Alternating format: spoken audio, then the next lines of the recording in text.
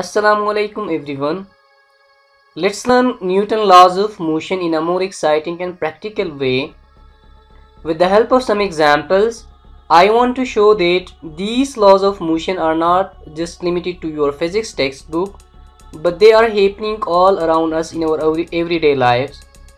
I am sure by the end of this video the concepts are going to be super clear to you people. So let's start. Newton's first law of motion. Newton first law of motion को हम कैसे define करते हैं? A body continues its state of rest or of uniform motion in a straight line provided no net force acts on it. इसका मतलब क्या है? A body continues in its state of rest or of uniform motion. If a body is in state of rest it will remain in state of rest, and if a body is in state of motion it will remain in state of motion unless and until an external force act upon that body. So this is called Newton first law of motion. अगर body state of rest में है वो forever के लिए state of rest में रहेगा।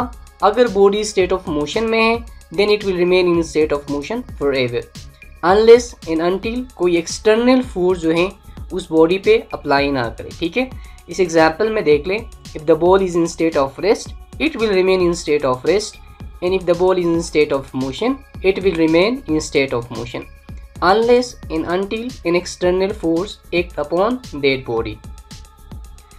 अच्छा, यहाँ पे जो हम डिस्कस करें Newton first law is also called law of inertia. अब इनर्शिया को हमने पहले भी डिफाइन किया है। Inertia is the property of a body due to which it resist any change in state of rest और in state of motion. So you can see that Newton's first law of motion related to the state of rest and state of motion of a body. So that's why it's also called law of inertia. So Newton first law को हम define करते हैं कि अगर body जो है वो state of rest में है then it will remain in state of rest, and if a body is in state of motion then it will remain in state of motion unless and until an external force act upon that body.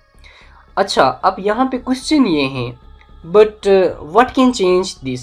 State of rest और state of motion को ऐसी कौन सी चीज़ है जो इनके state of rest इन बॉडीज़ के स्टेट ऑफ मोशन को वो चेंज कर सकती हैं?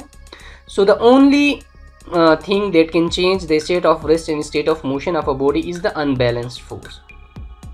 अगर body for example state of rest में है and if unbalanced force act upon that body it will move it, and if it is in continuous motion, अगर वो स्टेट ऑफ मोशन में है, अगर एक अनबैलेंस फोर्स जो है उस पर एक्ट करे it may change its direction and it may accelerate the body. ठीक है, तो एक अनबैलेंस्ड फोर्स ही किसी बॉडी के स्टेट ऑफ रेस्ट और उस बॉडी के स्टेट ऑफ मोशन को चेंज कर सकती है. ठीक है, फॉर एग्जाम्पल अगर आपके पास फोर्स जो है वो बैलेंस फोर्स हो तो इसमें हमारे पास दो केसेस है.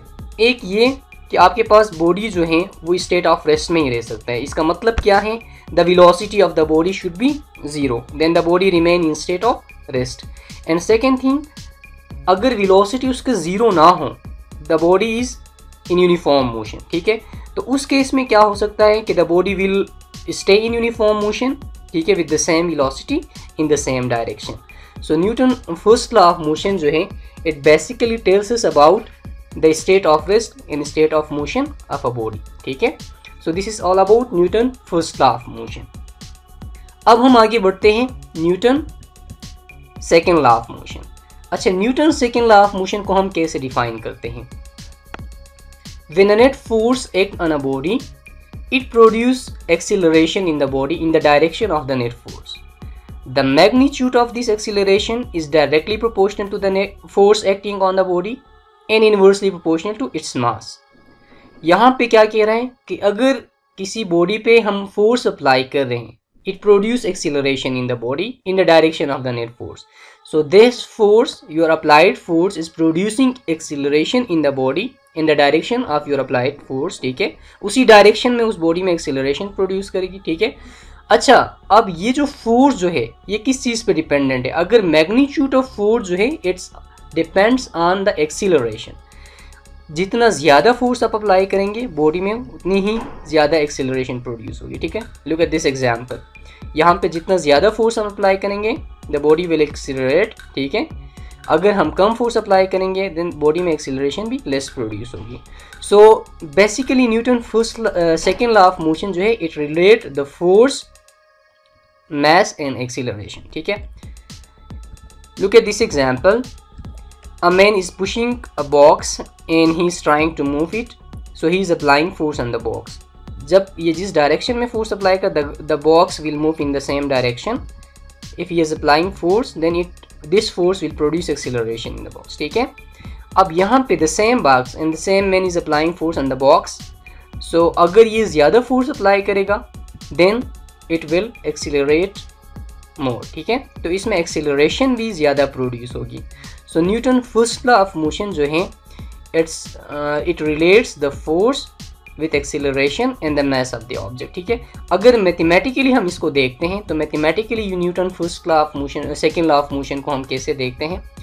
सो acceleration is directly proportional to the force, ठीक है। So let's say this is equation 1 and acceleration is inversely proportional to the mass of the object. Let's say this is equation 2. So combining equation 1 and equation 2 you will get this equation is proportional to F over m. So let's say this is equation 3 and here we are going to replace the proportionality with a constant k. If you want to find the value of F, so F is equal to k ma. यहाँ पे k एक constant है, the value of k is equal to 1, so f is equal to ma. So this is the mathematical form of Newton second law of motion.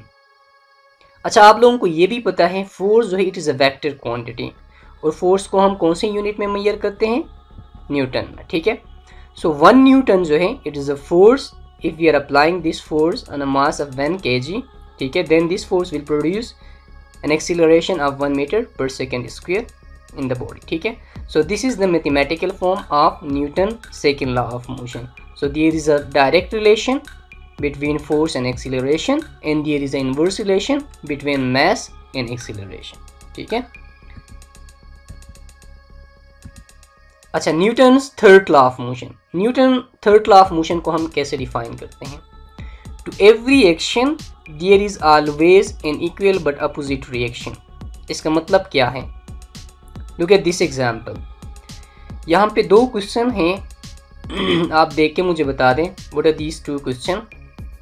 एक ये है कि the horse kicks the man और the man kick the horse. आपके ख्याल में man जो है he is kicking the horse और the horse is kicking the man, ठीक है। सो अगर आप लोग ये सोच रहे हैं, you might be thinking that it is a simple question and you will say that both man and hers are kicking each other.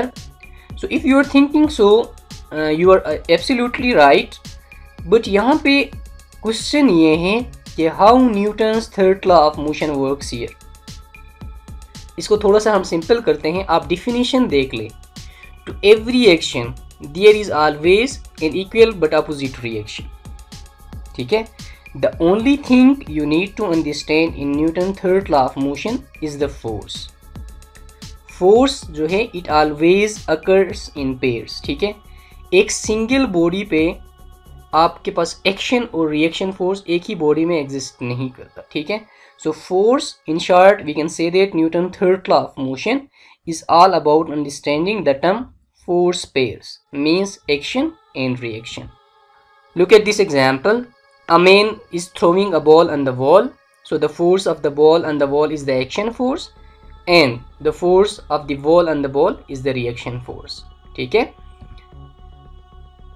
Look at the reaction of a boy when he sees the injection in the doctor's hand.